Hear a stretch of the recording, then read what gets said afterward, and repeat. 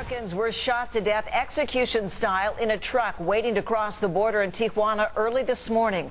The crime may have the markings of a cartel hit, but tonight the victim's boss says no way were these guys involved in drugs. Good evening. Tonight, these young men are being described as extremely hardworking with bright futures. News 8's Craig McKee is here with new information on who they were and what they were doing at the border so early in the morning. Craig? Good evening, Barbara Lee and Carlo. The headlines from south of the border primarily deal with drug cartel shootouts and murders these days, and now investigators are trying to determine if the two murders this morning are a random act or an orchestrated killing.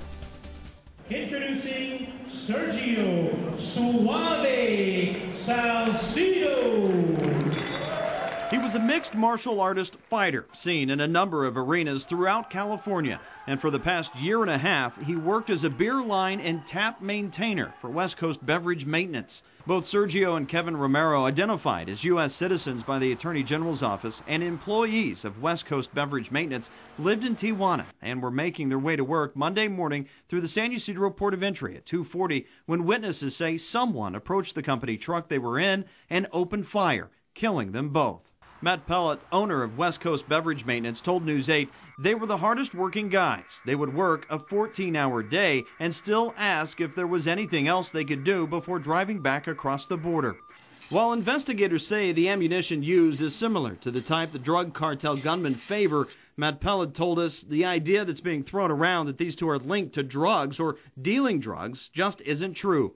He goes on to say that they were recently cleared by the TSA to do work at the airport. We've also learned that Sergio once worked out with the Poway Martial Arts Training Center, but was banned a couple years ago, according to the club management, because he was hot-headed and confrontational. And of course, this investigation is continuing. We don't know a lot of other information as for any type of a motive at this point. Kevin Romero, though, we're told recently got approval to adopt his girlfriend's 5-year-old son. The company allowed the two to commute in the company truck as an added benefit. Barbara Lee?